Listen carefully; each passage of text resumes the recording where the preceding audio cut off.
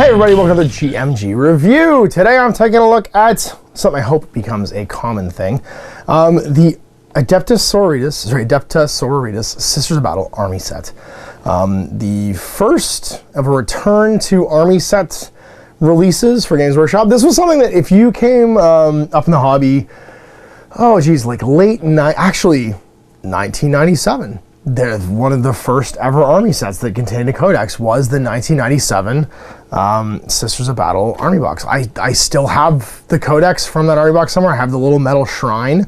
I think it came with a limited edition something. I think it was a shrine. And it's kind of near and dear to me because for about probably the next 10 years, a lot of times when a new Army was released, they did an Army box for it. It came with a new book, usually like a limited edition something. So for instance, in Warhammer Fantasy Battle, you very often got your battle standard bearer that way. In 40K, you'd get like a unique commander model or something like that. I got a special Space Marine commander one time, just stuff like that. You got a little sweetie for getting it early, and you got enough stuff to not usually build like a whole army, but enough usually to play a game. And this is a return to that. I think it's a great way of launching new armies.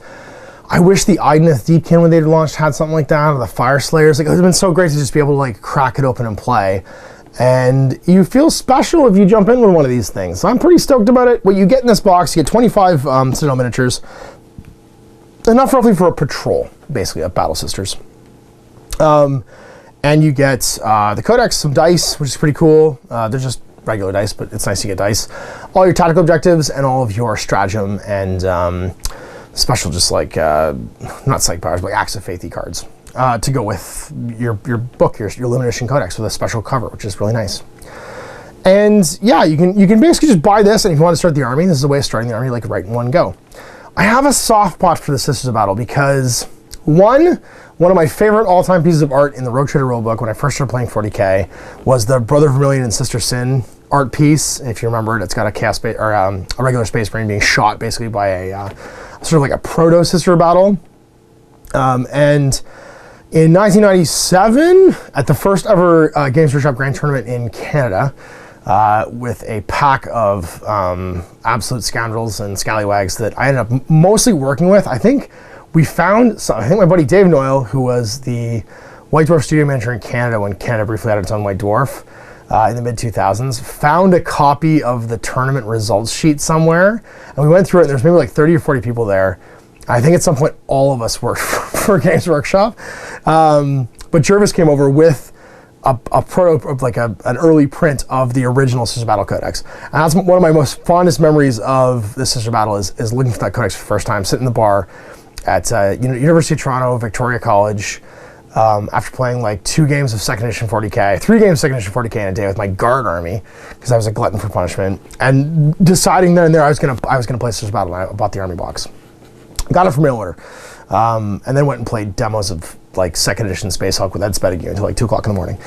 And yeah, there's random stories, but Sister Battle have been around for, that Army box and Codex is the last time they kind of really had a Codex, apart from the Witch Hunter Codex, for the next like 20-something years, 22 years.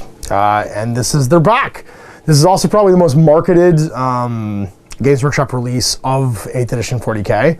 They started talking about Plastic Battle Sisters as like a, you never thought we'd do this kind of thing, like when 8th edition launched, and they've been doing like, they literally have there's like its own updates, the Battle Sister Bulletin.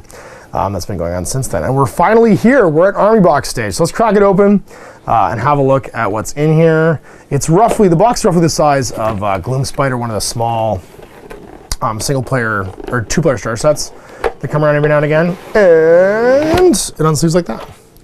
Shazam! So what do we got? We got our limited edition cover with a Order of the Ebon Chalice sister on here. Pretty super sweet Codex copy. I'll put this over here, so we'll look at it in a minute. We have our awesome how to build guide. And you can see here, actually, this is just a handy way of showing you the miniatures. You're gonna get a pennant engine. I'm gonna look at the sprues with you guys. I think it also builds the, oh God, I've already forgotten the name. It's a new unit. There's several new units in here. It builds the Moratant, Morabundi, Mortifier, which is like an alternate version of this thing. I get some Seraphim, which I think also build the Zephyrim, which is the alternate. There's a secondary unit type as well. You get 10 Battle Sisters, you get a unit of Repentia with a leader, so 4 Repentias and a leader, 3 Arcoflagellants, and a Canoness. And it's pretty super sweet. Let's open this up real fast and see if it also builds the Zephyrim. So Canoness, Battle Sisters, and Seraphim Squad. I don't see any alternates here. No, maybe they don't. Maybe it's a separate box. Repentias. Or maybe they're just showing you how to build this the one way. Pennant engines. But I'll look closely at the frames just to make sure we can't do it 2 ways. No, it looks like it. We get some promo for a new novel, The Mark of Faith by Rachel Harrison. Pretty cool. And it's actually just a nice like poster deal too. We get our 12 pages of rules in handy accordion format and also like A5 scale, which is kind of handy to take to your game if you ever need to reference these, which sometimes people do. We get some transfers with decals for. We get the Ebon Shroud, Bloody Rose, Martyred Lady, Heart. I don't remember them all. I've lost it now. I just know all of these. And it's not written down on here. Sorry, Bloody Rose, Sacred Rose, Argent Shroud, Valorous Heart, Ebon Chalice, Martyred Lady, and that's it. Those are handy. It's nice to have all of them basically if you want. You get your little separator, which is also always a kind of cool little poster. And then some miniatures. There's our Canoness. This is the same one that was handed out at Nova. So if you haven't seen this before, actually, what I'm going to do, I'm going to put this forward a little bit so you guys can actually see this on a black background so you can see it a little bit better.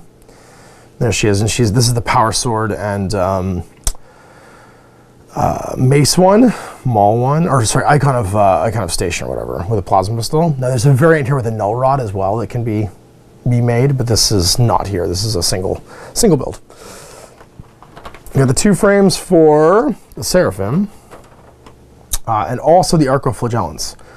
So I feel like these frames are specific to this box and aren't actually indicative of the frames that come out later because it's all mixed together. So that's probably why we can't build alternates. These are all monopos for this army box, which is nice in that like they're going to be simple to build. The Arcoflagellants are on here along with the Occasional Sister and the Seraphim. So the Seraphim are basically through here. Arcoflagellants and then regular Sisters up top. You get several head variants. I love that they all have like different haircuts. They're not all the same like bow on the head, cut the bangs with a ruler and a pair of scissors kind of haircut that they used to be.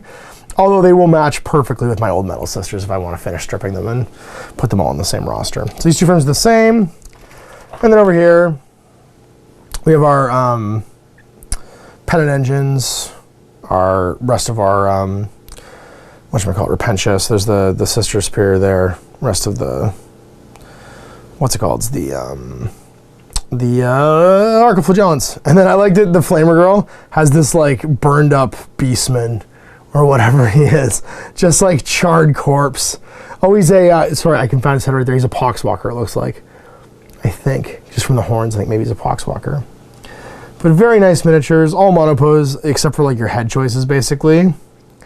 And yeah, because these are all army-style frames, you're not building any variants. It's just going to be what's in the box, which is fine. And then we've got our cards. These are our nice little sleeves for the, tactical objectives. So you're playing tactical objectives. They're all in here, in addition to the regular one, or the special ones that the Sisters gets. You get your super sweet stratagem cards, which make it easy to remember. So, Sacred Rites, which are your things you can do, and then your stratagems. So Sacred Rites are your, basically what you can do to that's your acts of faith, kind of. And then stratagems. There are sororitas and then general ones as well. So all together, all your bases. It is worth noting that a lot of these folks are on 32s, including the Sisters. It looks like Power Armor is like 32 exclusive now, so if you're a Space Marine or Sister, you're going on a 32. Some of the littler guys end up with 25s, but this is a big bag of 32 mil bases. And the Arcoflagellant, or sorry, the big boy, the Pennant Engine, is now on a 50, which is actually significantly smaller than the old metal one was, because I have several old metal ones, and I'm gonna have to figure out what I do with those guys. And then you get 12 dice. They're nice. I mean, I like these dice a lot because they're chunky. They're not quite as small as like the Dice Cube dice. But there's nothing particularly special with them. There's no imagery or anything on them, but they're just nice, clean. I will definitely, like, it's good high visibility. I'll definitely use these for battle reports because, like, they're easy to read and a good size. My favorite dice of all time Games Workshop ever made are the red and blue dice that came in the Dark Imperium box and the second edition Soul Wars box for Age of Sigmar. I wish I could just get 1,000 million of those. They're just the right size. They're like these. They roll nice. They have good weight to them. You don't lose them everywhere. They're satisfying dice to roll. It's a weird thing to say, but it's just true. And that's it. So there's a look through the box. Let's jump into it and look at the Codex. Long awaited. Witch Hunters is the last time this had a Codex, but they shared it with the Inquisition. And then before that, it was 97, I'm pretty sure. It was the last time this had a Codex all their own. And it is well worth the wait, let me tell you. So what do we go back through? Basically, give you the TLDR. You're going to get the history of the Age of Apostasy and the Imperial Creed. So the Imperial Creed comes up during the Horus Heresy, basically. They're trying to stamp it out. The Emperor's all like, it's all Star Trek, man. It's all science and cool, and there's no gods, and there's no nothing. There's just all science and Imperial truth. And then people in the background are like, yeah, bro, but like you can bring people back to life and like shoot them with mind bullets and stuff. Like, we're pretty sure you're a god. No, man, it's cool. Yeah, but you don't seem to be able to die. You never get older. No, man, it's all science. It's all cool. Yeah, we're pretty sure you're a god. And they just can't, like, they can't put out once that idea gets in people's heads. And it ends up as like a super secret underground movement that eventually, once the Emperor's on the Golden Throne, everyone's like, yeah, you're a god. You shut up, you. And the Imperial Creed becomes, the Imperial Truth becomes the Imperial Creed. And that's why when Gilliman wakes up, it's all clown world. He's all like, why is everything upside down from when I went to sleep? This isn't how this was supposed to go. And then over time, the Imperial Creed becomes more and more important to life. And Goj Vandar, the apostate ecclesiarch, takes over the Imperium and basically launches the Age of Apostasy, where he's like, he's just a super corrupt politician. He has the or like the Fratres Militant, which is like a faithful army basically underneath him, and the Daughters of the Emperor, who are an all-female organization of warriors who are like his personal guard and like assassins and stuff. And then along comes Sebastian Thor, and he's like Joe Everyman, who also believes in the Emperor, but he's way cooler than Goj Vandar is. He doesn't sit around like, I don't know, eating grapes and talking about how cool he is and executing millions of people for not saying the right thing. And he leads like a little revolution to Terra. They depose Goj Vandar, and the Daughters of the Emperor, when they finally like hear about what he's been doing, cut his head off. So once Sebastian Thor basically gets in charge of the ecclesiarchy, he puts a big ban on them having their own troops, and the Daughters of the Emperor become the Sisters of Battle. And that's where we get to like a modern day Sisters of Battle. They have their own like sort of history of heroes, St. Catherine, the first head of the order, and they eventually break apart into what's kind of like Space Marine chapters, which are their orders. They all have sort of a sainted figure beneath them, and each of the primary orders has like a sort of like a heroic story about how they come about. And there's also orders minoris, which are the like subset orders basically of the ones underneath. There's also orders that aren't militant. So the orders militant are the ones that fight. And the six main ones are the Martyred Lady, Valorous Heart, Bloody Rose, Ebon Chalice, Argent Shroud, and Sacred Rose. And then there's the Hospitalers, the Famulus, the Dialogus, the Familius, and they're the ones that sort of like, that have different jobs, like being medics and talking on radios and doing all the cool stuff that needs to get done when you have a military. They go around, they build like shrine worlds, and they do cool stuff. They wear power armor, which is sort of like Space Marines, but it's power armor that human-sized people can wear. It doesn't bolt to your back, so it's not quite as, I guess, robust. That's why they're all toughness 3 times, not toughness 4 necessarily, because they're not gene enhanced. They're just humans wearing power armor. And they got some really cool like fleur-de-lis sort of like iconography and stuff too. I like that they go through the like the basics of like their war gear and stuff as well. And then each of the different orders gets their own little shtick. Martyred Lady, Valorous Heart, Bloody Rose, Ebon Chalice, Argent Shroud. This is my original 2nd edition Sisters of Battle order that I played. And then we've got the Sacred Rose. So we have all of our orders minoris. We have the glowing chalice, the thorn, the iron veil, the ashen shrine, the wounded heart, and the golden light. And these are all orders militant of like minor repute that have sort of splintered off over the years because the Imperium's a big place. And then they go through the non-militant stuff like the Dialogus, the Famulus, and the Hospitaller. And check it out, here's where all the shrine worlds are. So all these are the parishes basically of where these different places are. So the closest one to Terra is the Ebon Chalice. They protect Terra and like the locals. And they'd be the ones that in Faith and Fury would be like the primary focus because they're the closest to Taladus, the MacGuffin planet. And then we got over here next to Rin's World, the Bloody Rose, the Unmartyred Lady in the Gothic sector. Way out here is the whatchamacallit, Sacred Rose. The Valorous Heart is over here in Imperium Nihilus, way far from everybody. And then finally, where's the sixth one? Where are you? Argent Shroud. Oh yeah, so they've been almost annihilated after the eruption of the Great Rift across the stars. Yet its sisters still appear in battlefields. So, boo, mine got annihilated because it was in here somewhere, and now it's all gone. Wars of Faith, so all of the various historical battles. Really nice centerfold against the Alpha Legion. Hanging out. And hanging with the Iron Hands, it looks like, because, I mean, why not? Everybody likes the Iron Hands. They're the best.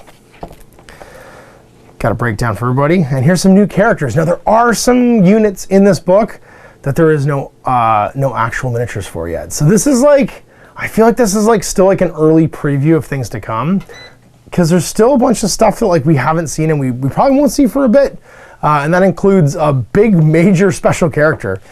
Junith Arusha, though, is not one of them. We do see her. And her whole shtick is that basically she becomes the Canoness Superior of the Order of Martyred Lady after her Canoness dies. She's like protecting the Canoness. As they take this cathedral and it gets bombed and collapses around her. And during the bombing, she goes up to the pulpit in the cathedral, and somehow is just like untouched by fire, and gives a sermon. And all of the Martyred Lady are so like roused by the sermon that they decide to go with her. And so when the battle's won, even though they take like these massive casualties, she takes the pulpit with her and sticks it on like a giant grav repulsor thing, and now she just floats around on it, shooting heavy flamers and talking large. Celestine's in here, and then the Triumph of St. Catherine, which is basically a relic from all of the orders, and the body of St. Catherine, led by a bunch of like veteran personnel of the orders. It's got 18 wounds and just marches around the battlefield. Basically, it's hilarious. Your sisters with the Dominion squads, Repeater squads, the angelic hosts of the Seraphim and the Zephyrim, which we don't have miniatures for yet either. The Repentia, the Celestian squads and cherubs, the Imagifiers, Hospitallers, Dialogi, which are all of your special characters. Support vehicles with rhinos, immolators, and exorcists. Your priests, because they put in stats for all the old priests, crusaders, and death cult assassins. Arco-flagellants, and then now your new pennant engine and mortifier, which is like a gun pennant engine, basically with heavy bolters. I like that Damien 1427 is in here. Makes me laugh because he's the one from the Inquisitor game. They put him in here. There's an Inquisitor miniature for him. So I'm glad that Damien 1427 is in here. Makes me laugh. It's a good shout out. And here's some new minis, so let's check it out. So here's the Bastard Bolt Gun. This was the limited edition one they did for, I think it was, I can't remember what the event was. It was an event figure. You get it at stores for like it was like a opening or a birthday or something. This is the one you get in the box with the Power Sword and the Rod of Office. But then here is the Condemner Bolt Gun and Null Rod, which is an amazing anti-psyker thing. In the background, can't really see anything that you haven't seen before. Too new. So let's flip.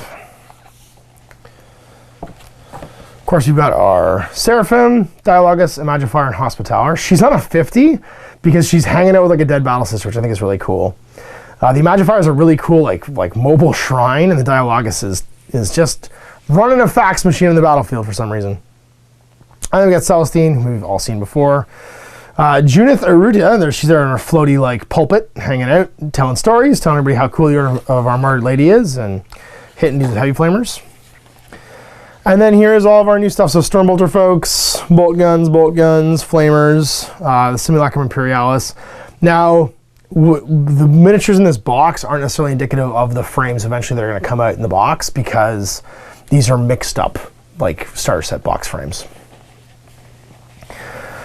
Sister Superior with a cool combi flamer. Battlestar with the heavy flamer. And then a bunch of different like the Eberhard Chalice with like a condemner bolt gun and stuff too. And then Canoness Viridia. It's a miniature used here to represent a Canoness armed with a bolt pistol and a power sword. It's the classic John Blanche cover miniature, which is again another limited release. She was available, I think, that was like a birthday thing again.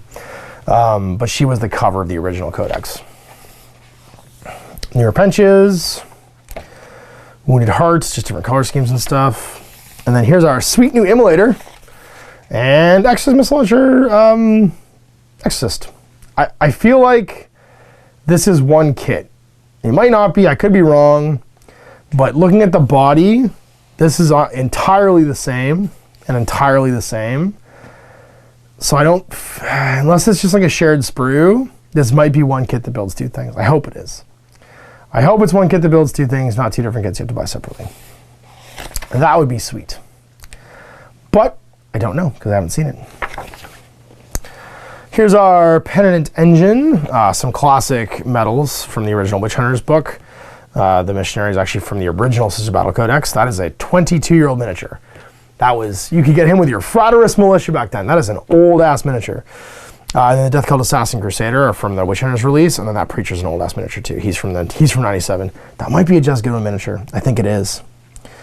And we all know that you can never say a Just Goodwin miniature is no longer fit for sale because they are flawless. And then over here, we've got a nice big color section. Again, I don't think there's anything in here that I can shout out that you haven't really seen before, so you know, Warhammer Community or whatever. It's all looking pretty much like you would expect.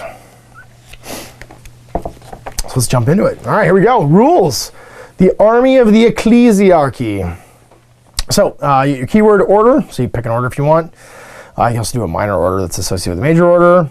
And then your war gear lists, your abilities, and those are the Acts of Faith. If you have at least one unit with this ability, you can perform one act of faith in each phase. To do so, you're going to use miracle dice. So you gain a miracle dice just like you gain CPs at the beginning of each battle round, and you gain one. Sorry, not in.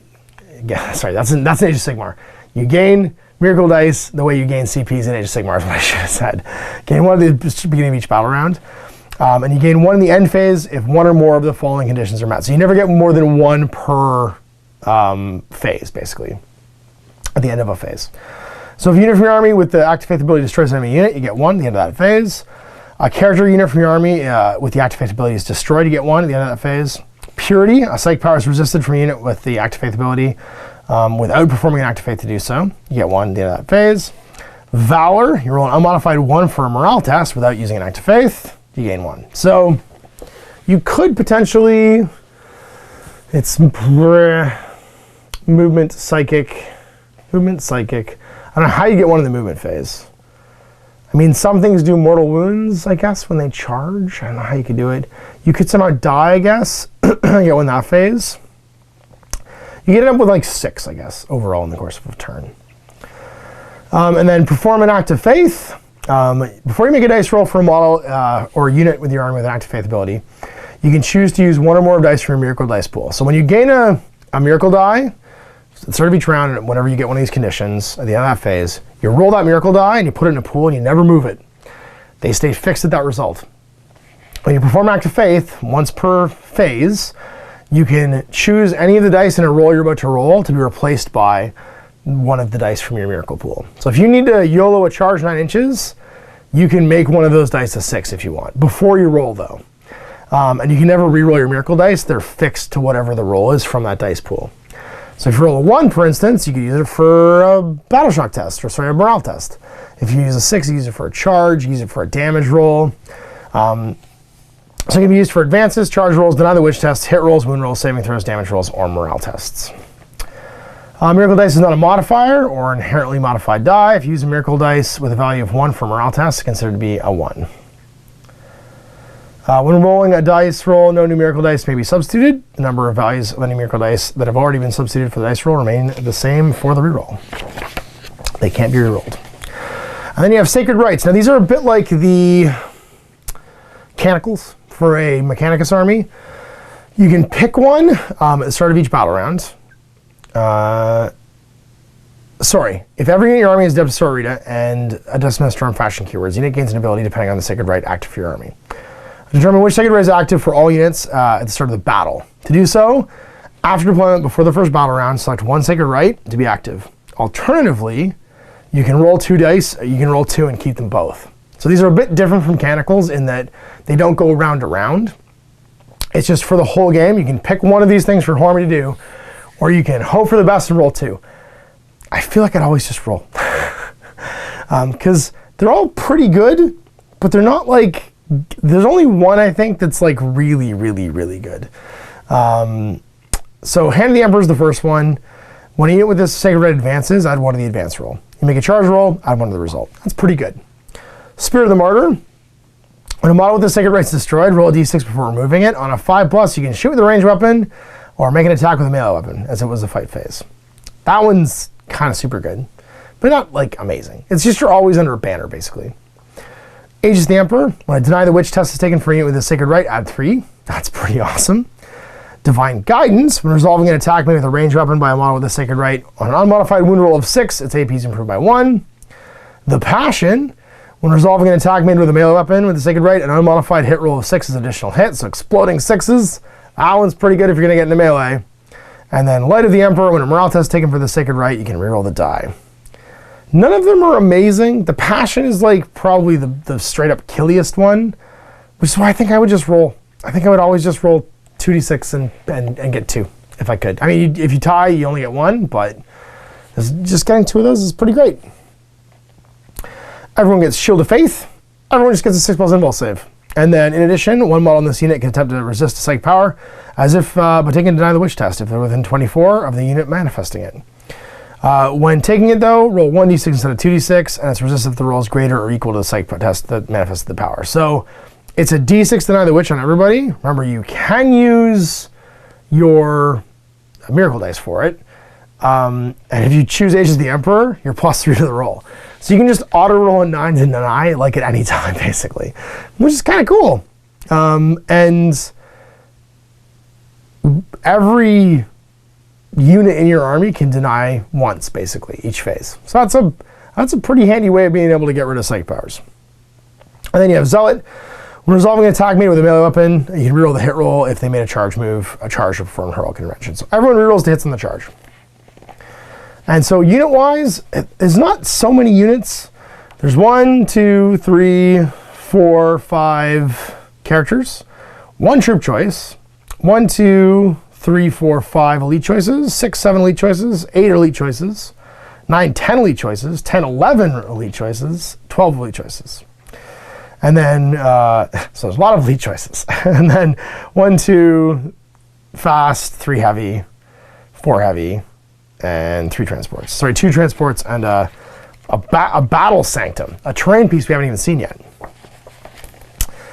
So the Canoness, she's a 6-inch move, 2+2+, strength toughness 3, 5 wound, 4 attack, leadership 9, 3+ save. She's got a bolt pistol, chainsword, frag, and crack, and she can give be equipped with a bolt gun and a bolt power sword. If this model is equipped with a bolt gun and a power sword, additionally it has a rod of office, which is pretty cool. This model can be equipped with the following instead of a bolt pistol: condemned bolt gun, weapon from the pistols list. This model can be equipped with one of the following: a chainsword, power sword, or blessed blade. The blessed blade is pretty cool. +2 strength, -3d3 damage. And then if this model is equipped with a chainsword, it can have a brazier of holy fire or a no rod. And then the Axe of Faith, Sacred Rites, and Shield of Faith are all of its core abilities. Has a 4+ invul from its Rosarius.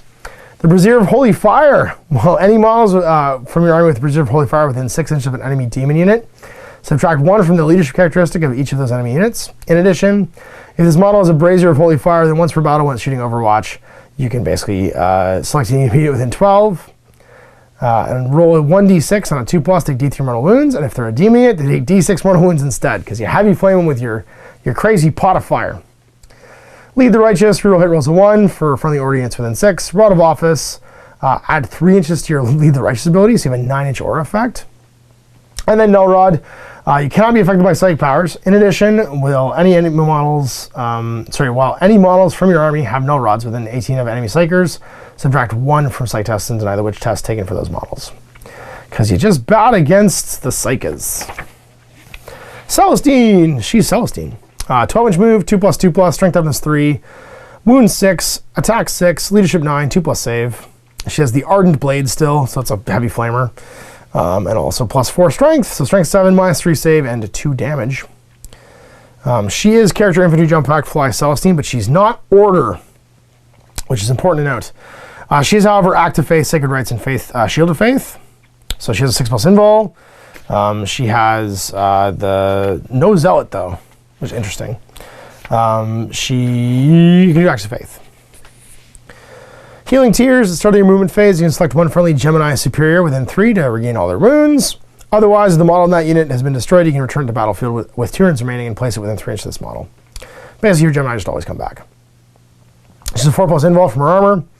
Saintly Blessings, the invulnerable saving throw of Adeptus Sororitas infantry models received from the Shield of Faith is improved by 1 within 6 of her to a maximum of 4+. In addition, models of the friendly Adeptus Storm and Adeptus Militarum units have a 6+ invul save while they're within 6 inches of this model, so you get still an invul save for Ministorm and Militarum units. And then Miraculous Intervention, the first time they're destroyed on a 2+, return this model to play with all of its wounds. More than 1 from the enemy still. And then this is the crazy one that we haven't seen a miniature for yet. The Triumph of St. Catherine. I live in St. Catherine's. Get it? I'm going to have to get this thing and then talk about St. Catherine's a whole bunch. It's move 6, 3+3+, strength toughness 3. It has 18 wounds. It starts with 14 attacks, and it has a diminishing profile. Leadership 9, 3+ save. It's equipped with 6 bolt pistols, the Martyr Sword, relic weapons, frag grenades, crack grenades, and you can only include one of this model in your army. So the Martyr Sword is, you only do 4 attacks with this thing, because it's basically the canonist that's leading this procession. It's +3 strength, so your strength 6, -3 flat 2 damage. But then all the relic weapons, of which you're making 10 additional attacks, are +2 strength, so strength 5, -1 damage. And then it has Act of Faith, Sacred Rites, Shield of Faith. It has the Presidium Protectiva, it's a 4+ invul. And also, your -1 hit it, just all the time, for any reason. It has a Fiery Heart. Morale tests for Sororitas units within 6 are automatically passed. It's a Solemn Procession, cannot go into transport. It has the Relics of the Matriarchs. So all of the original Matriarchs from all the original orders, their relics are basically carried in this procession. And there's 5 of them, and as you die, you lose them. So 10 to 18 wounds, you keep all 5. 5 to 9 wounds left, you have 2 of them active, and at 1 to 4 wounds left, you only have 1 of them active. And you gotta pick which ones go and come back as you lose and gain wounds, if you gain wounds somehow. So the first one is the Censer of the Sacred Rose. At the start of each turn, gain a miracle die. So you just gotta be an extra miracle die for this. You get 2 instead of 1. Sorry, more than that. You get 2 each battle round, because you get 1 at the start of each turn. And that means both players' turns. The Simulacrum of the Ebon Chalice. At the start of your shooting phase, roll a d6 for each enemy unit within 6. Adding 1 to the result if they're a Psyker and 1 if they're Chaos. On a 5+, take D3 mortal wounds. Stuff just explodes nearby. And if it's a Chaos Psyker, they're on a 3+, taking D3 mortal wounds. Petals of the Bloody Rose. Add 1 to hit rolls for attacks made with melee weapons by models and friendly Sororitas units within 6, which means it will hit on 2+ basically at the beginning. The Icon of the Valorous Heart. Once per phase, you can perform 1 act of faith for a friendly unit within 6. That's the act of faith ability, even if you've already done 1. So you basically do 2 acts of faith per turn, as long as one of them is within 6 of this thing. Sorry, 2 per phase, not per turn. And then the Simulacrum of the Argent Shroud. When you perform an act of faith for a friendly unit within 6 of this model, increase or decrease the value of 1 of the miracle dice by 1 to a max of 6 and a minimum of 1. This is not cumulative with any other abilities like the Dialogus Stirring Rhetoric. And it's character infantry Triumph of St. Catherine. So it's a character, but it has 18 wounds, which means you're shooting at it no matter what. Then we got Junith Eureta. Arutia? Arita? I don't know. Junith. We have Junith. She has a 10-inch move because she's floating on a pulpit. She's 2+2+, strength 3, toughness 4, 7 wounds, 4 attacks, leadership 9, and 3+ save. So she is a character, which means but she's also a vehicle. No, character, vehicle, fly. She'll be okay. She won't be targetable. 2 heavy flamers in the Mace to Castigation. She's Mace of Castigation, +2 strength, -1, 2 damage. So she's strength 5 with -1 to saves. She has Axe of Faith, Sacred Rites, and the Shield of Faith. Has a 4+ invul. And then Fiery Conviction, reroll hit rolls and wound rolls of 1 for attacks made by Martyr Lady units within 6. So she's a Martyr Lady character. Only really affects them. And then she has the Pulpit of St. Holine's Basilica. The invulnerable save of friendly sword units within 6 are improved by 1 to a max of 4+. And then she explodes on a 6. Everyone within 3 takes a mortal wound. A missionary. They're adorable if these models are even still in the game. 6-inch move, 4+4+, strength toughness 3, 4 wounds, 3 attacks, leadership 7, 6+. You're basically taking them because they get zealot. They can have a pistol, a bolt pistol, and a shotgun instead of an autogun and a last pistol. And then they have Rosarius, War Hymns. I'd want to attack characteristic for Ministerium Infantry and Adeptus Militarum Infantry within 6. Lone Mission. If your army's battle-forged, no more than 1 missionary can be included in any detachment. And Word of the Emperor, roll a d6 when an Adeptus Ministerium model flees. Whilst its units are within 6 inches of a friendly model's disability on a 4+, they don't flee. So basically, you have a 4+ ward save against fleeing. Battle Sisters. So your basic Battle Sister is a 4+, 3+, strength toughness 3, 1 wound, 1 attack, leadership 7 with a 3+ save. You get an extra attack and leadership on the Sister Superior. They have bolters, bolt pistols, frag and crack grenades. And you can buy up to 5 additional Battle Sisters, or 10 Battle Sisters. So you can have squads of up to 15. And then 1 Battle Sister can be given a special weapon. 1 Battle Sister can be equipped with a bolt gun, instead of a bolt gun, a heavy weapon, or a special weapon. So you can have 2 special weapons, or a heavy weapon and a special. 1 can be given a Simulacrum Imperialis. The Special Sister Superior can be given 1 weapon from the melee weapon list, or equipped with a weapon from the melee weapons list instead of a bolt gun. Sister Superior can be equipped with a weapon from the range weapon list instead of their bolt gun.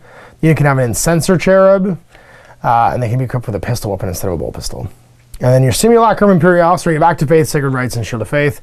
Your Simulacrum Imperialis, if model in this unit has the Simulacrum Imperialis once per phase, perform 1 Active Faith for this unit, even if you already performed 1 already in that phase. And the Incenser Cherub, if this unit has an Incenser Cherub, then once per battle, at the beginning of a phase, that Incenser Cherub can intercede. If it does so, it's removed from play and you gain a Miracle Die. Roll 2d6 when you do so and select which one you want to keep. The Miracle Die you gain can only be used to perform an Active Faith with this unit and only in that phase. So basically you're buying a Miracle Die with 2 pick the highest to see what its value is.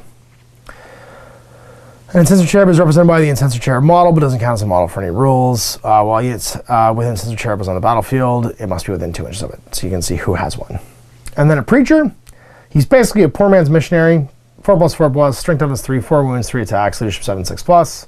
Has Zealot, has an icon of the Ecclesiarchy. While any Preacher units are within 6 inches of any enemy Chaos units, subtract 1 from the leadership characteristic of those enemy units, because he's just screaming at them. And then he has a Rosarius for a 4+, he has a Last Pistol and Chainsword, War Hymns, add 1 of the attack characteristics, he just buffs attacks. The Gemini Superior, these are elites. This is basically the girls that fall around Celestine. 12-inch move, 3+3+, strength toughness 3, 2 wounds, 3 attacks, leadership 9, 3+ save. They got their power swords and their bolt pistols, frag and crack grenades. They have Divine Guardians. If Celestine's on the table, they don't take up any kind of slots, but can't have any warlord traits or relics. And Life Wards, when a friendly Celestine model within 3 would lose any wounds, the unit can attempt to intercede on a 2+.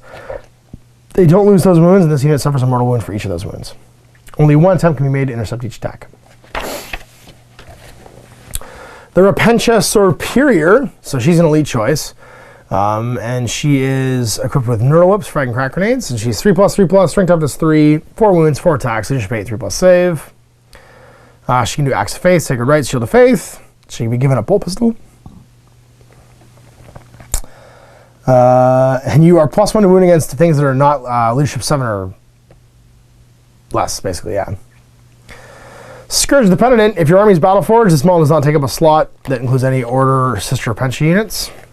So basically you're free slot-wise as long as you've got Repentia units in your army. And then Driven Onwards, you can reroll advanced rolls and charge rolls for friendly orders. Sisters Repentia units that are within 6 of this model. You roll wound rolls of 1 for attacks made by melee weapons by those units within 6 of this model.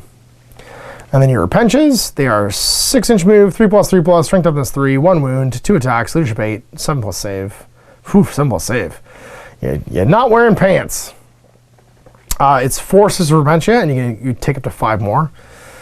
And they've all got a Penitent Eviscerator, which is ×2, -3, and damage 2. Resolving attack made with this weapon, subtract 1 from the hit rolls. Hit on 4s at strength 6, -3, 2 damage. But they're zealots, they reroll hits. And then martyrdom when this unit's destroyed, you get a miracle die. And solace and anguish when a model in this unit would lose a wound on a 5+, it's not lost. So you get a wound shrug. And you do get a 6+ invul as well, actually, because everyone's got an invul save. Your Celestine squad, which is basically your elite Battle Sister squad, they're Battle Sisters. They're basically all Sister Superiors. They have 2 attacks each, and Leadership 8 instead of Leadership 7. It's 5 Celestians. You can include up to 5 more. You can contain 1 Celestian Superior instead of 1 Celestian. She's got Leadership 9 and 3 attacks. And they all hit on 3s instead of 4s in melee. Bolt pistols, bolt guns, frag and crack grenades. Can be armed basically in exactly the same way as a Battle Sister squad. So either 2 special weapons or a special and a heavy. One can have a Simulacrum Imperialis. Superiors are armed the same way. Can have an Incenser Chariot. And then they get Bodyguard. When a friendly order character model within 3 would take a wound, roll a die on a 2+, they don't take a wound, and the mortal wound goes in this unit. Swarm Protectors, you can reroll hit rolls for attacks from the models in this unit within 6 inches of a Canoness. And then Simulacrum Imperialis is exactly the same. Additional Act of Faith only in this unit, and the Incenser Chariot works the same way too. So just an elite choice version of the Sister Squad. The Zephyrim, so this is a melee version of Seraphim. 12-inch move, 3+3+, strength toughness 3, 1 wound, 2 attacks, leadership 8, 3+ save. The Sister Superior has an extra attack and leadership. And they've got bolt pistols, power swords, and frag and crack. The Seraphim Superior can have a plasma pistol instead of a bolt pistol. And if the Seraphim Superior is equipped with 1 bolt pistol, she can have a Zephyrim Pennant. So you get Axe of Faith, Sacred Rites, and Shield of Faith, but no Zealot, unfortunately. You get Rapturous Blows. When resolving an attack made with a melee weapon by a model in this unit, you can reroll the wound roll. That's pretty cool, because you're strength 3 with power swords, but rerolling all your wound rolls, that's pretty legit, and there's no targeting restrictions either. It's not like this doesn't work against vehicles or Titanic units or monsters. It works on everybody. Your Zephyrim Pennant, you can reroll charge rolls made by order units within 6 inches of any models, friendly units with a Zephyrim Pennant when the roll is made, so you lead the way basically. And then you have Sky Strike, Deep Strike at the end of movement phase. Angelic Visage, you're +1 to your Shield of Faith ability. So 5+ save it to a maximum of 4+. Dialogus, this is your fax machine lady. It's right here, as depicted here. She's got a 4+, 3+, strength toughness 3, 4 wounds, 3 attacks, leadership 8, 3+ save. She has a staff, it's +1 strength. It's pretty cool. She has a Laud Hailer, add 1 to the leadership characteristic of Sororitas units within 6 of any models with this ability. She gives Spiritual Fortitude. If this model would lose a wound as a result of a mortal wound, on a 5+, it's not lost, just her though. And then Stirring Rhetoric, when you perform an act of faith for a model or unit within 6 of any friendly models with this ability, you can increase or decrease the value of 1 miracle die by 1.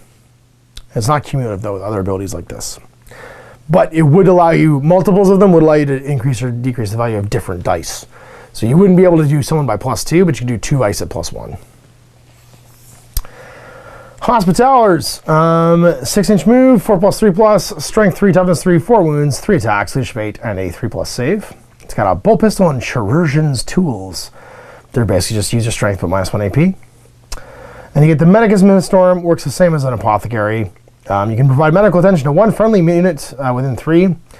If that unit contains a model that was lost any wounds, they regain D3. Otherwise, if any models that have been destroyed, you can return 1 to the battlefield with 1 wound remaining, placing it within 3 inches. Each unit can only be provided medical attention once per turn.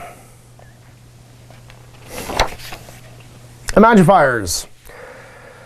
3+, 3+, strength toughness 3, 4 wounds, 3 attacks, leadership 8, and 3+ save. Has a bolt gun and frag and crack. And then she has the Litany of Deeds. During deployment, after you set this model on the battlefield, select one of the following tales for them to tell. This model has that ability until the end of the battle, and you can't change it. So the Tale of the Faithful, reroll Deny the Witch test for models and order units within this 6 of this unit. Tale of the Stoic, weapons with an AP characteristic of -1 are treated as 0 while within 6 inches of a target friendly model with this ability. And Tale of the Warrior, add 1 of the strength characteristic of order units within 6 of this model. Oh. Tale of the Warrior is pretty good. The Zephyrim with strength 4, rerolling wounds. Could be quite legit. And then you're on Crusaders. They're Crusaders still. 3+, 4+, strength toughness 3, 1 wound, 2 attacks. Leadership 7, 4+ save. Storm Shields and Power Swords. and they have Zealot. They're part of an Ecclesiarchy battle conclave. If your army's battle forged, this unit doesn't take up any detachment slots if it has any priests in it. 3+ invul, and then spiritual fortitude if this unit would lose a wound as a result of a mortal wound in the psych phase. On a 5+, it's not lost. Death Cult Assassins, you get 2 Death Cult Assassins. It can have up to 2 more, or up to 4 more. And they have Death Cult Power Glaives, so they are Power Blades. They are movement 7, 3+, 4+, strength 4, which is pretty cool. Toughness 3, 1 wound, 4 attacks, leadership 7, 5+ save. They have Zealot, Uncanny Reflexes for a 5+ invul. And just like the other guys, they're Battle Conclave, no slots if you have any priests. Arco Flagellants. So you get an Endurant, who's got a squad leader now. They are move 7, 4+, weapon skill, no BS, strength 4, toughness 3, 2 wounds, 2 attacks, leadership 7, and a 7+ save because they don't wear pants. The sergeant guy's got 1 extra attack. And then it's 3 Arco Flagellants. You can contain up to 2 more or 7 more. It can contain 1 Endurant instead of 1 Arco Flagellant, and they have Arco Flails. So strength 5, +1 strength, -1 saved, 1 damage. And D3 hit rolls are for each attack instead of 1. So you get 2 D3 per model, basically. Zealot, so you roll hits. Berserk Killing Machines, if they lose a wound on a 5+, it's shrugged. And Ecclesiarchy Battle Conclave, again, they don't take up a slot as long as you have any priests. Dominion Squads, so these are your everybody's got something cool with squad. They all have bolt pistols, bolt guns, and frag and crack grenades. Up to 4 can have special weapons instead of bolt guns. 1 can have a Simulacrum Imperialis. 1 Dominion Spear can be equipped with melee weapons. Basically, from here on, it's the same as a sister squad. And they have Acts of Faith, Sacred Rites, and Shield of Faith. Vanguard. At the start of the first battle round, before this first turn, this unit can move as if it was your movement phase. They must be more than 9 inches away from enemy models at the end of the move. If both players have units that can do this, the player takes the first turn, moves the units first. And then the Simulacrum and the Incensor Cherub are the same as on the Battle Sister Squad. Got some Seraphim with their dually pistols. 12-inch move, 3+, 3+, strength toughness 3. 1 wound, 1 attack, leadership 7, and 2 attacks, leadership 8 for the superior. You can, up to 2 Seraphim can be equipped with 1 of the following instead of bolt pistols, 2 hand flamers or 2 Inferno pistols. Inferno pistols are still legit. And the Seraphim Spear can be given 1 of the following instead of a bolt pistol, a chain sword or a power sword, and a plasma pistol instead of a bolt pistol. So pretty much the same as before. Angelic Visage is +1 to the Shield of Faith, Sky Strike, and that's it. They don't get any dually benefits anymore, which I'm kind of bummed by. They get lots of pistols, but I wish they had like a point blank cool gun ability. They don't really have that though. Inferno pistol is still pretty cool though. Strength 8, -4, D6 damage, pistol 1. And yeah, you can use it in melee, right? So you charge in, everybody chucks a crack grenade, charges in, or sorry, someone chucks a crack grenade, charges in, tries to fight, shoots your Inferno pistols in melee next round. Good at killing vehicles, that's about it. Exorcisto, we've got a 12-inch move base, BS 3+, weapon skill 6+, strength 7, toughness 8. Toughness 8's, that's pretty cool. Toughness 8 on a basic battle tank is pretty legit. 12 wounds, 1 attack, sorry, 3 attacks, goes down to 1. Leadership 7 and 3+ save. And its Conflagration Rockets are heavy 3d6, 48-inch range, strength 5, -2, 1 damage. The Exorcist Missile Launcher is 40-inch range, heavy 3d3, strength 8, -3 d6 damage, because it's still melta missiles, which is pretty legit. And then Heavy Bolter is, Heavy Bolter 100 kill is a 100 killer. It can be equipped with the Conflagration Rocket instead of its Exorcist Missile Launcher. It's either or. And that's really it. Gets a 100 kill missile. Can explode, has smoke launchers. Not a lot of difference there. The Mortifiers, these are your shooty versions of Pennant Engines. They move 9 inches, 3+, 3+, strength toughness 5, 5 wounds, 4 attacks, leadership 8, 4+ save, and an Anchorite, which is the squad leader if you take one, is the same except for additional save, 3+ save. This unit contains 1 Mortifier. It can contain additionally up to 5 more. It contains 1 Anchorite instead of 1 Mortifier. Everybody has 2 Heavy Bolters and 2 Penitent Flails. And the Penitent Flails are +1 strength, -2 save, 1 damage. Make 3 attacks for each attack. If the bear is equipped with 2 of these, when it fights, it makes 1 additional attack using this profile. So, 5 attacks times 3. That's 15 attacks per model. Jesus. I just read it again to try and make sure that made sense. They have 4 attacks. They make 3 attacks each time they attack with this weapon. If they have 2, they make an additional attack using this profile. So maybe you actually only get 13 attacks, but regardless, that's madness. Madness. Or any model can have a heavy flamer instead of a heavy bolter. Any model can have 2 heavy flamers instead of 2 heavy bolters. Any model can have a buzzblade instead of a flail, or 2 buzzblades instead of 2 flails. I don't know why you take the buzzblades. I mean, they're plus 3, your strength 8 minus 3, 2 damage then. But why would you just not take a million attacks? At strength 6 minus 2, 1 damage. That's madness. They have Anguish of the Unredeemed. When a model in this unit is destroyed, roll a d6 before moving it on a 4+. It meets out its final vengeance, and everyone within 1 inch takes d3 mortal wounds. So each enemy unit within 1 inch takes d3 mortal wounds. No reprieve when a model in this unit would lose a wound on a 6 that's not lost. And Blaze of Agony. When you choose this unit to shoot in your shooting phase, you can choose for heavy bolters this side to be equipped with assault instead of, or for heavy flamers to be pistol instead d6. So your heavy bolters can be assault 3 when you shoot, and your heavy flamers can be pistols d6. That's so cool. So you can run and shoot your heavy bolters, and you move 9, or you can run and shoot your heavy flamers because you don't even care, and you can shoot your heavy flamers in melee. I think I would always give them 2 heavy flamers, unless maybe it's just way cheaper. Then you get your retributors. They are basically your heavy weapon sisters. Same heavy weapons like sisters like profile, and then up to 4 can have heavy weapons. 1 can have a simulacrum. They have Faithful Advance, no penalty for moving and firing heavy weapons. Rites of Fire, 4 inches added to the range characteristic of heavy flamers. Oof.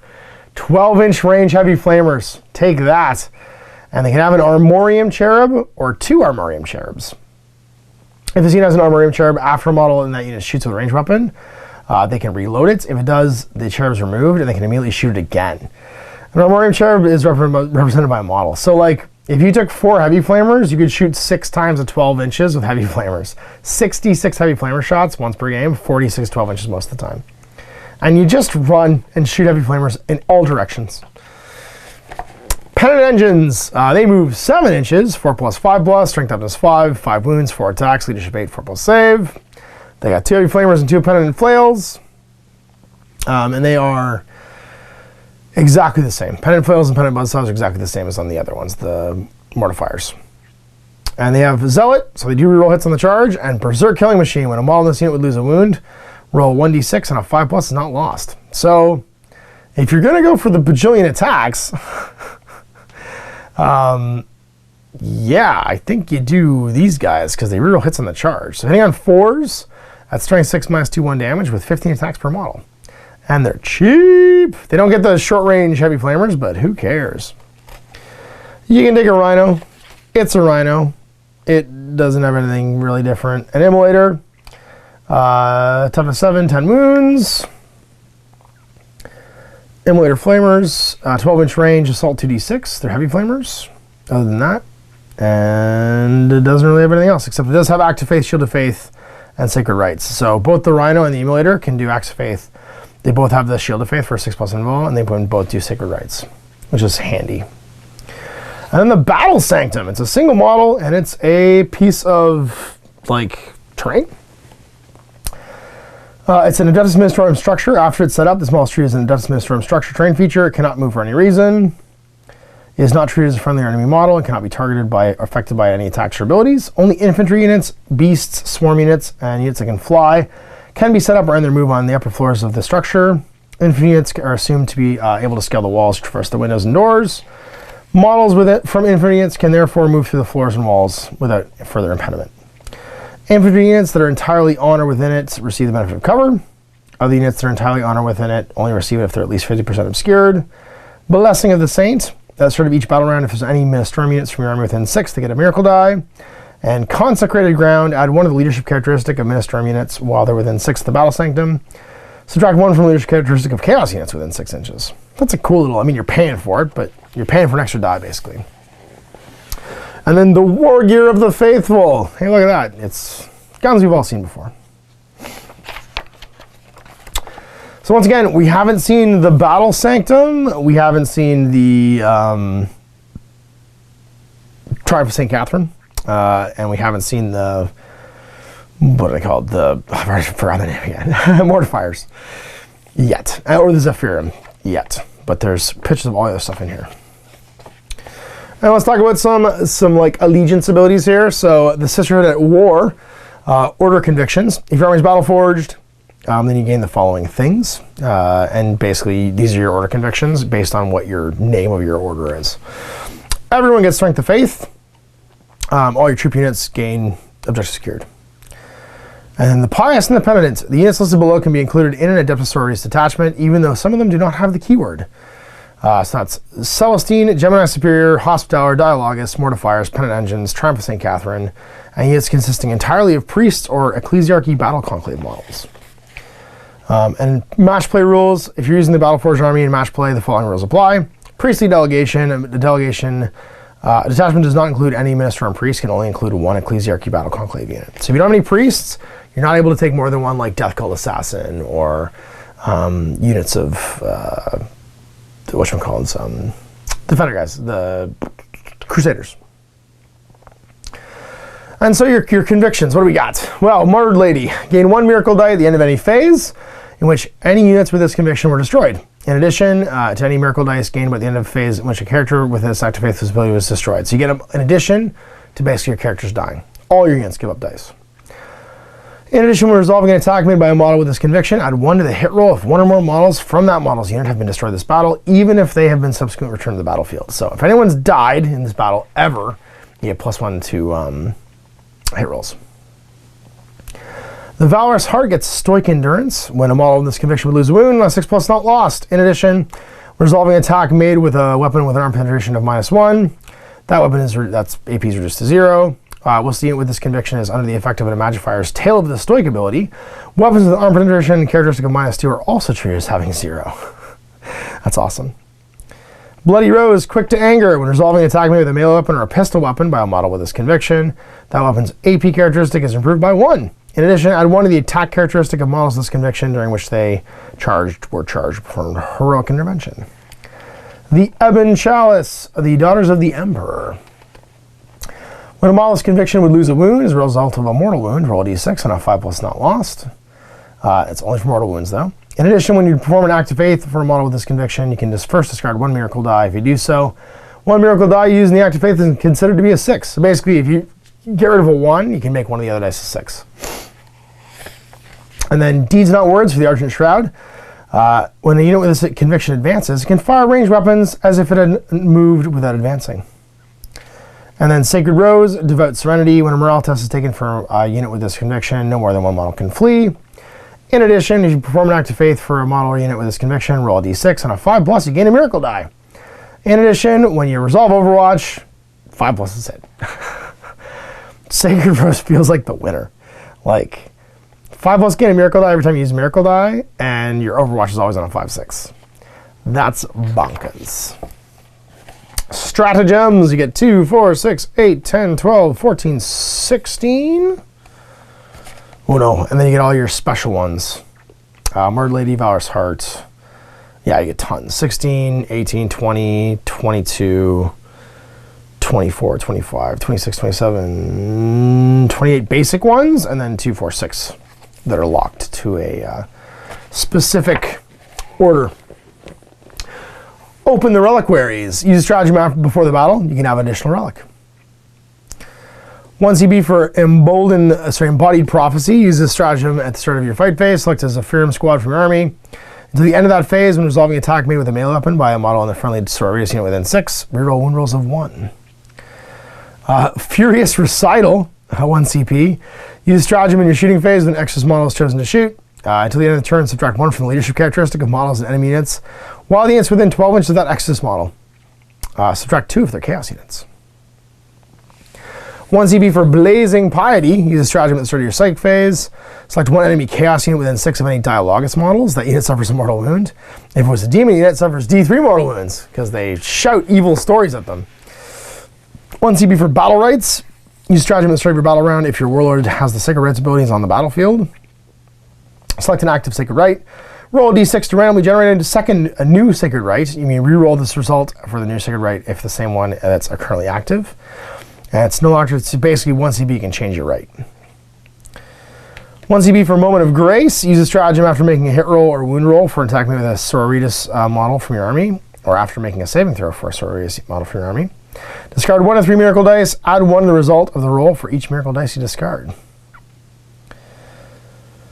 Final Redemption, 1 CP. Use a stratagem when a sister or pension unit from your army is chosen as the target of an attack made for a melee weapon. Until the end of that phase, roll a d6 when a model in that unit is destroyed.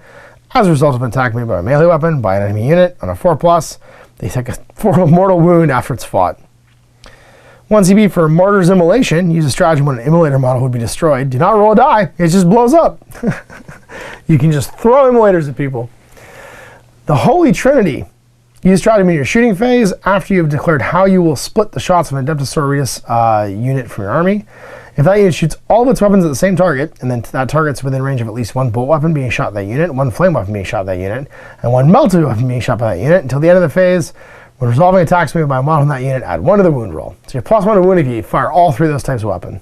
Use stratagem before the battle after nominating your Warlord. Select an Adeptus Sororitas character model from your army, other than your Warlord or any named characters, and generate a Warlord trait for them.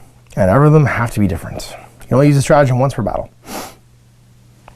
Divine Intervention. Use a stratagem when an Adeptus Sororitas character model, other than one of the named ones, from your army is destroyed. Discard 1 to 3 miracle dice. At the end of the phase, turn that model to play with a number of wounds remaining equal to the number of dice you discarded. Place it as close as possible to the previous position, more than 1 away from enemy models. You do not get any miracle dice for destruction of this model in this turn. Each one can only be brought back once. 1 CP for Holy Rage. Use stratagem at the start of your charge phase. Select a Adeptus Sororitas unit in your army. The unit can charge even if it advanced. Faith and Fury, 2 CPs. It's the name on the book. Use a stratagem after you perform Active Faith for a hit roll. You can reuse the same miracle die for the wound roll. That's nice. 1 CP for Martyred. Use a stratagem at the end of any phase in which your Warlord was destroyed. If your Warlord is a Adeptus Sororitas character model. If your Warlord is Celestine, perform any rolls for their miraculous intervention before using a stratagem. This stratagem may not be used if your Warlord is returned to the battlefield using the miraculous intervention or divine intervention stratagem. You gain D3 command points. 1 CP for Venerated Saint. Use stratagem during the deployment after you set up your Magifier model from your army. You can select 2 different tails for that model's Litany of Deeds ability instead of 1. That's awesome. That's the Venerated Saint. That one you totally take. And then 1 CP for Suffer Not the Witch. Use stratagem at the start of the shooting or fight phase. Select a Sororitas unit from your army until the end of the phase when resolving an attack made by a model in that unit against a Psyker. Reroll the wound roll. The Storm of Retribution. Use the stratagem when a Retributor squad from your army fires Overwatch or is chosen to shoot with. Till the end of the phase, select one of the following. This is 2 CPs. When resolving an attack made with a Heavy Bolter, add 1 to the hit roll. When resolving an attack made with a Heavy Flamer, you can reroll the wound roll. Oh my god, that's good. Until the end of the phase, add 12-inch to the range characteristic of Multi-Meltas. And when resolving an attack, add 1 to the damage roll. Ooh, that one's really good too. 36-inch range Multi-Meltas with +1 damage. Means short range is 18 for 2d6 pick the highest, +1 damage. That's spicy. 1 CP for Last Rites. Use a stratagem at the start of your morale phase. Select a Hospitaller model in your army. Till the end of that phase, when a morale test is taken for a friendly Sororitas unit within 6, do not add the number of models from that unit that have been destroyed. 1 CP for Devastating Refrain. Use a stratagem for an Exorcist model from your army. Fires Overwatch or is choosing to shoot. To the end of the phase, you can reroll any or all the dice, determine the type characteristic of an Exorcist missile launcher or conflagration rockets the model is equipped with. So you can basically figure out how many shot that folk has. 1 CP for Deadly Descent. Use a stratagem after a Seraphim squad unit from your army is set up in the battlefield from high in the sky. To the end of the phase, add 6 to the range of their pistol weapons. Oh, that means you've got 6-inch short range for Meltas and 12-inch range for your Meltas. Basically, it means your Meltas are 12-inch range. And they can shoot as if it was the shooting phase.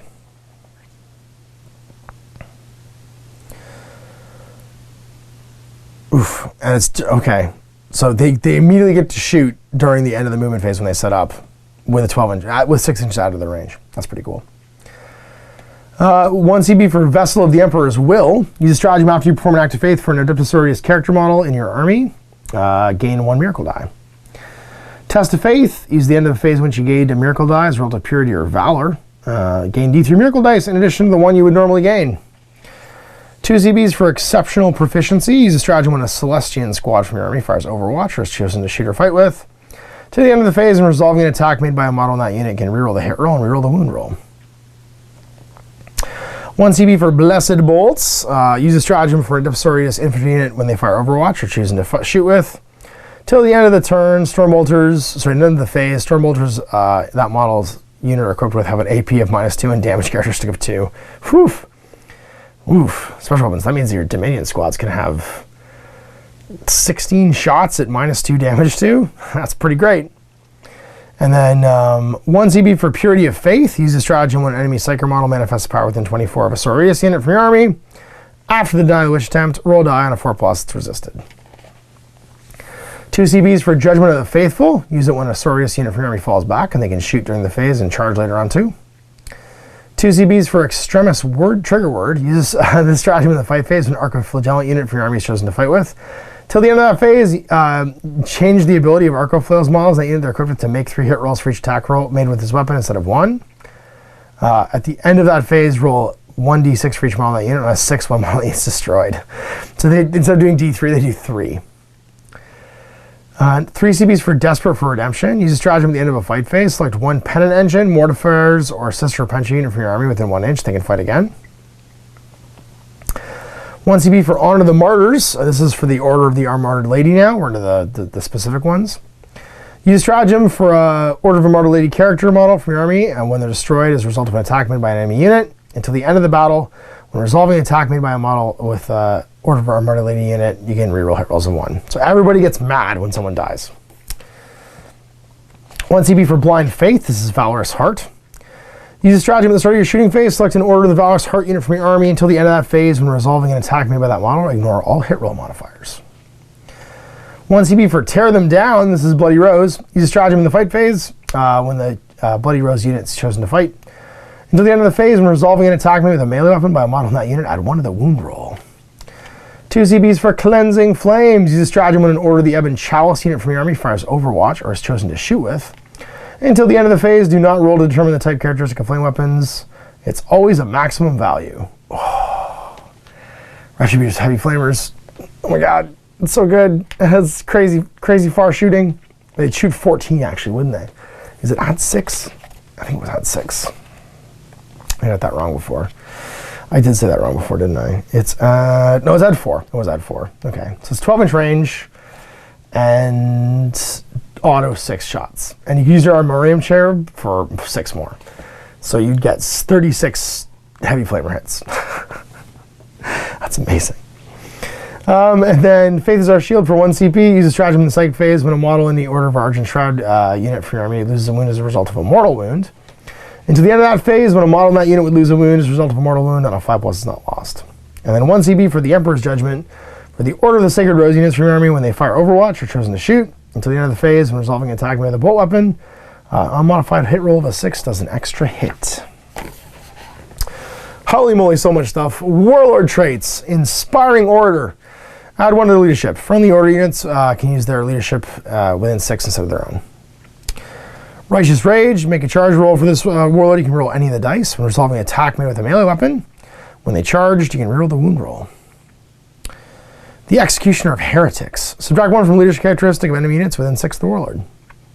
The Beacon of Faith. Start your turn. You gain a miracle die. Throw on the battlefield. Indomitable Belief. The invulnerable save. Friendly Order infantry units is increased by 1 to a maximum of 4. Pure of Will. This Warlord can attempt to deny 1 additional psych power in your opponent's psych phase as described in the Shield of Faith ability. Subtract 1 from the psych test taken for enemies within 12 of this Warlord. And then Celestine automatically has Beacon of Faith, so she gives you a miracle die.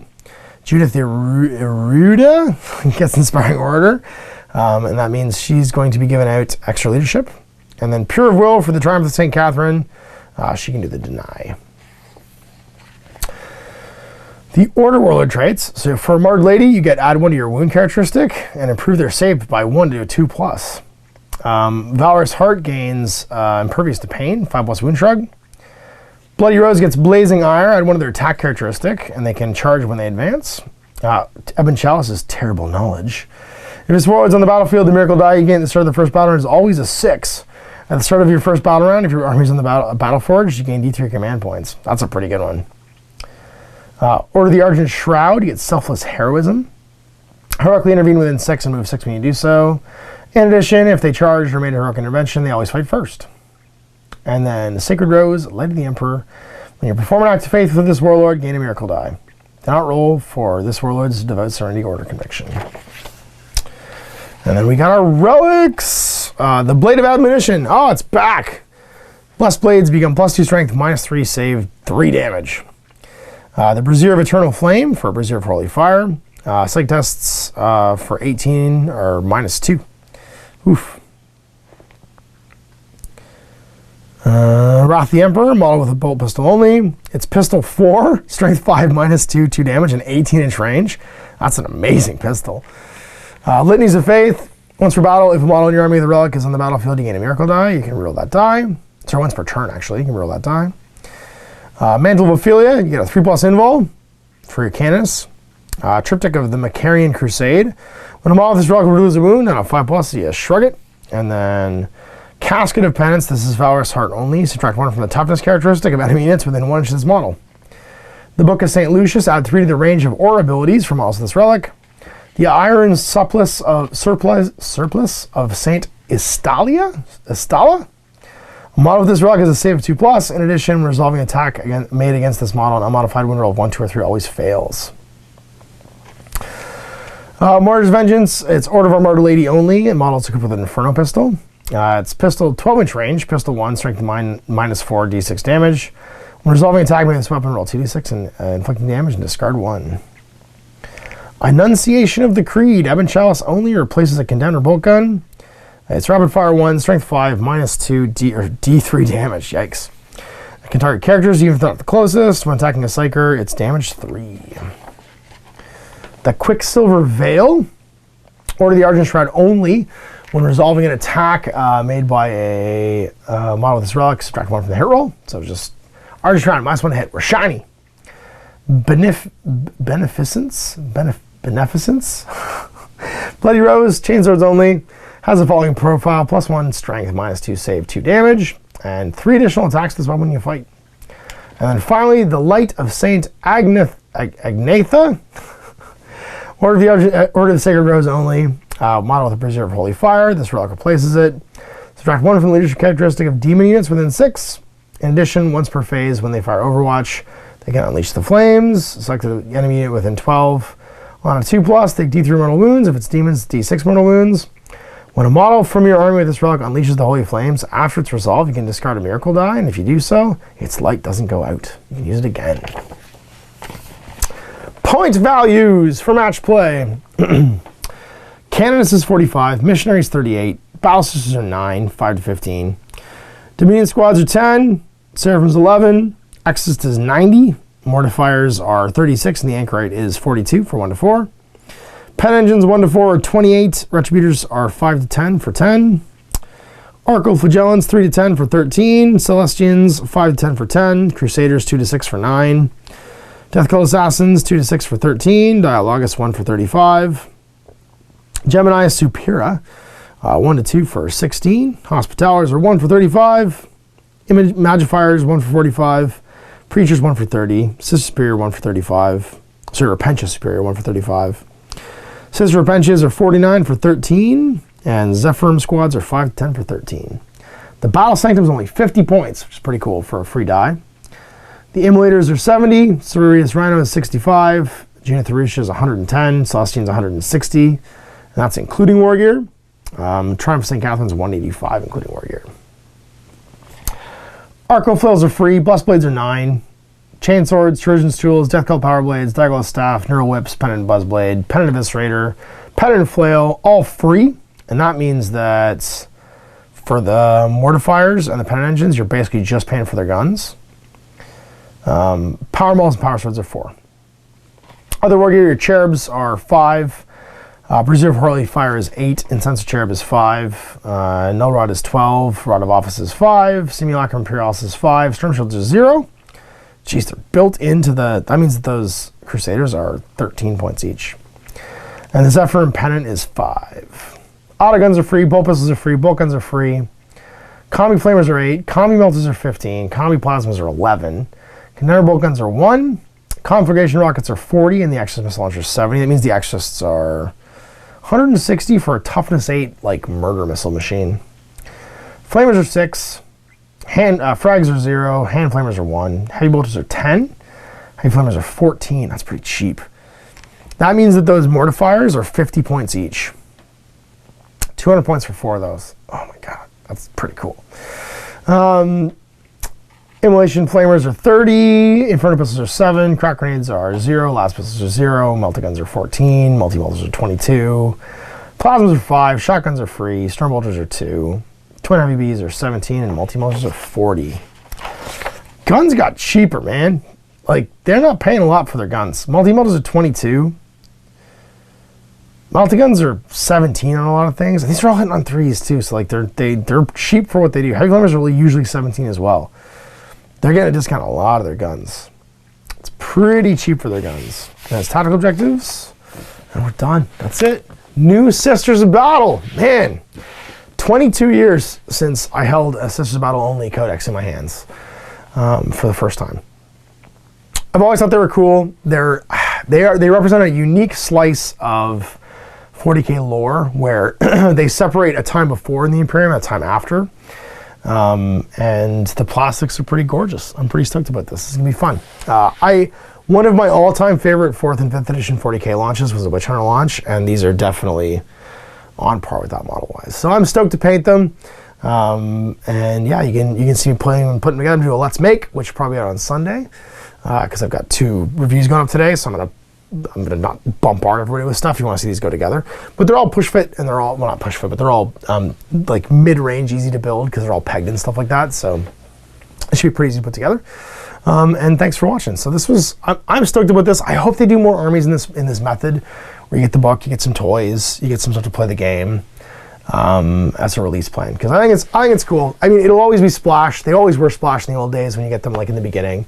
And I think it's just a good format for people to dip their toes in an army. It's a good way to release new armies. So we'll see you for more of these in the future. Big thanks for watching. You can check the Let's Make for the box contents coming up on Sunday. Until next time, Ash. Have a great day. I hope you enjoyed that video. If you want to support the channel, of course, like and subscribe and hit the little bell below so you get notifications when I post future content. I do post stuff 7 days a week. If you want to support the channel further, you can, of course, buy a t-shirt through Spreadshirt, buy a measuring gauge or objective markers from Death Ray Designs, or, of course, most importantly, there is Patreon. Patreon is what makes all this possible, keeps the lights on, pays for the studio costs, pays for the equipment, model costs, and everything else, and most importantly, puts food in my kids' bellies and a roof over their heads. Big thanks to everyone, past, future, who supported me. I do this stuff because of you guys, and of course, I will continue doing it as long as I can.